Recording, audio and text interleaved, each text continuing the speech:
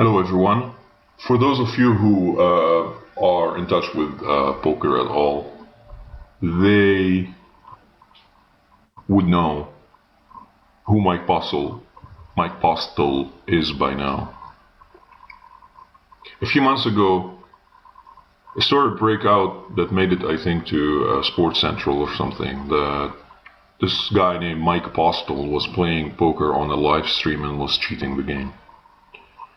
Now, for nearly a year, he played on the stream, and at some point, I think halfway, he started cheating. I believe he teamed up with a manager who was getting live access to the cards through the whatever technology it's called in the room and passing on the information to Mike either through text or through some kind of a video, live video, and at some point they switched to bone conducting microphones through a hat. You can see it clearly. The hat got bigger and he would press on it and there was all kind of weird things happening.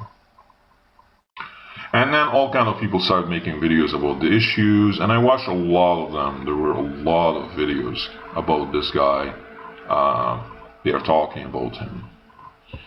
Now, the only argument that someone wants to defend Mike Postle is it's like, oh boy, there was no smoking gun, that kind of an argument. Now, here's the thing. I'm someone who's very, very good at observing people who understand body language very well and who understands human behavior very well. And I did not know this guy. I have no business to do with this guy. I did not even know his name until this came out. I have no stake in the game. I have nothing to gain from this except to try to shed light on the truth. So I watched a lot of the hands that he played on a lot of the videos that we're talking about, and a lot of people that played with him, this guy Jeff Boski, because what happened is they started inviting all these kind of like vloggers and well-known people in the community to make the stream grow. Like they were so arrogant that they were gonna get away with this. And so for the longest time, a lot of people were impressed with how Mike Postle plays. Like this girl Vanessa, who was part of this girl right here, I think, who was part of the commentating sometimes. She played and she had her own stream thing called Vanessa and Friends, and she called him one time a freak of nature. And then she started noticing there's no way this guy is cheating, right? She started observing him and she kept it like on the low. And this guy Justin told her, no, you just don't understand poker basically, and this and that. Now I know, I'm almost 100% sure now that Justin is the one who was feeding Mike Postle the information. Another vlogger called James Barton, I believe, said he saw them hanging out at a bar somewhere else and talking and stuff, like hanging out like buddies. So basically what was happening is, I'm gonna play this video as I continue talking about this. So basically what was happening was that the cards were being read through a technology, I forget what it's called now, into a screen in another room, and the only person that had access to that room was Justin, the manager. So Justin would then give the information live to Mike Postle. Look at him here, he's looking down between his legs. And people can't notice anything. So he will look down to make it look like he's looking at the cards, but it's obvious that he's looking down in between his legs. And then he will need some time to figure it out, right? Because I don't believe he had time to practice like outside of there to kind of get good and like better and faster at it. And sometimes maybe he needs to wait a few seconds for the information to arrive. And so, and then eventually he switched to the hat. He started wearing a hat, not this hat, another hat that looked really, really bulky, and he would press on it. So what we believe is that he's using bone conducting microphone. Headphones to hear the sound. It's just like when it's pressed against your bone, basically it vibrates in such a way that you will be able to hear it. In the same way that if you completely cover your ears with your fingers or anything else, you will still hear things. That's how it works. So through vibration, because you don't only hear things just by your ears, you hear things by the bones in your head. This is the guy Justin. So what he ended up doing here is he ended up inviting him to an interview to make it look like, oh yeah, I'm that good. So he would ask him questions. And one time he asked him, so what were you thinking here? And Mike didn't even know what to say. He said, well, at this point I wasn't thinking much. I was just like, I had so many glasses of wine and stuff. And I don't know if Mike speaks like this in his real life, but the way he speaks, he's keeping it low. He wishes people will not notice him, and it's just like he has this very very creepy way of speaking. Anyway, if I was on a jury team and this was some kind of a criminal case, so an actual criminal case with this kind of evidence that I've seen, would I be comfortable enough to convict him and send him to prison for whatever the sentence was? My answer is 100% yes. The guy is guilty. Not only he's guilty, he's the worst of cheaters. He has no backbone. He's willing to sit with people, look them in the eye, including, I believe, one guy who was dying of cancer, and cheat them and buy them wine and bond with them over food and conversation and life. And so these two, I believe, I also am like 95% sure that this guy is a cheater. Mike could not have done it alone, and basically this is the only guy that could have done it with him. And so they are both these, especially this guy Justin. He comes across as this really professional, likable, gentle guy. But this is the thing, man. You cannot judge people. I always tell people that you cannot judge people by their demeanor. You cannot judge people by their personality. It's about character. I also like to say now that personality is how people behave when people are watching, and character is how people behave when no one is watching. And so, I don't know if I forgot to say anything. So basically, anyone with like a decent level of intelligence will be able to put the two and two together, see how Mike is behaving, the body language, the kind of ridiculous plays he's making multi-way. Like, okay, it's possible to make really good reads on someone and like float the flop with nothing and then bluff the turn, or like float the turn and bluff the river. But when you do it every single time, and you do it multi-ways 3 or 4 times, and whenever you make a call, it's the right call, and whenever you fold the flush, the guy has a full house and stuff,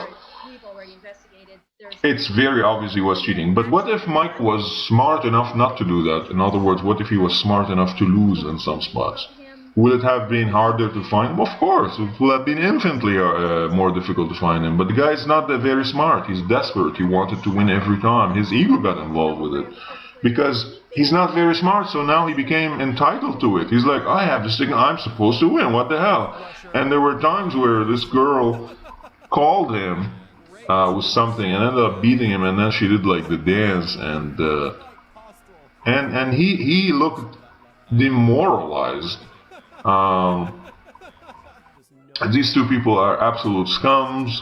Cheaters. How much is this happening out there? We don't know. It's difficult to happen if there's no live stream, because then they cannot have cards that can be read. But what if the people are playing with cards that are connected to a table that's filled with this technology, but it's linked directly to a phone, or the wires are under the table? I'm sure it's happening somewhere, but how often? I wouldn't believe it's happening too much. The absolute vast majority of the people just want to play and gamble and try to win, and most of them are addicts or have broken lives or whatever. Like, no one that get involved with poker has a quote normal life. Okay, let's just get over this. But most people will not want to cheat on this kind of level. They might angle, they might do things, but this is not exactly cheating. They might check out of turn and do things like that. Again, most people don't do these things.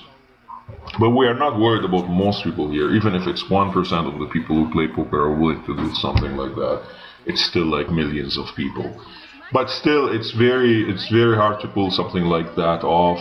And these people were foolish. The guy was on camera, right? Because this is a live stream. And so if people on the table are not gonna pay attention to it, which kind of make me lose faith in these people, to be honest with you. Like, I would like to believe that if I was sitting there playing with him for hours, that I would have seen it. But again, who knows? Maybe I would not have seen it. But I would like to believe that I would have spotted it. But not only the table, people at the table, all these people watching at home. It wasn't a huge stream, maybe like a couple hundred would be watching at a time.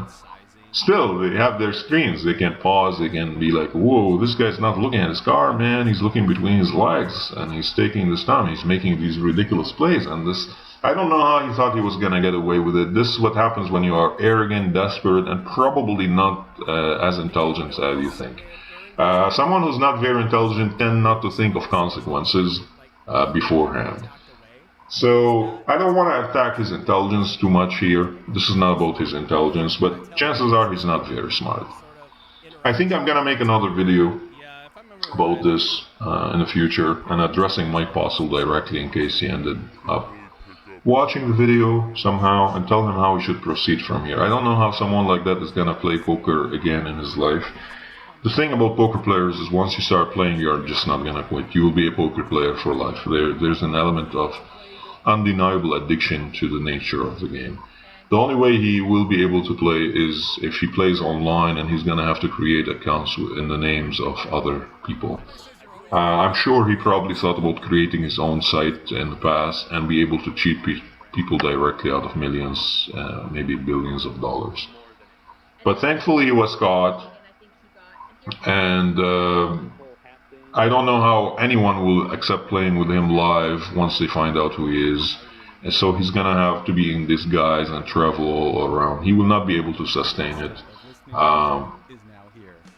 He's probably not very good. Like, he probably won't win much if he's not cheating. Anyway, stick around for the weekly update for this week and how I did this week playing poker online myself. Until next week, take care, bye-bye. Alright, so how did we do this week? On my main site, I played a measly 63 tournaments, a little bit of cash and a little bit of other games like double or nothing. But mainly tournaments. I played 63 tournaments. I made the money 5 times. One of them was like first place. And I made $32.28. On my secondary site, which is Bitcoin based, I played 36 tournaments. I made the money 16 times. And by today's money, I'm up $174. So that's good. We are up just over $200 for this week. Not too bad. Both positives, and we continue going on the right track. And that would be all. Until next week, take care. Bye-bye.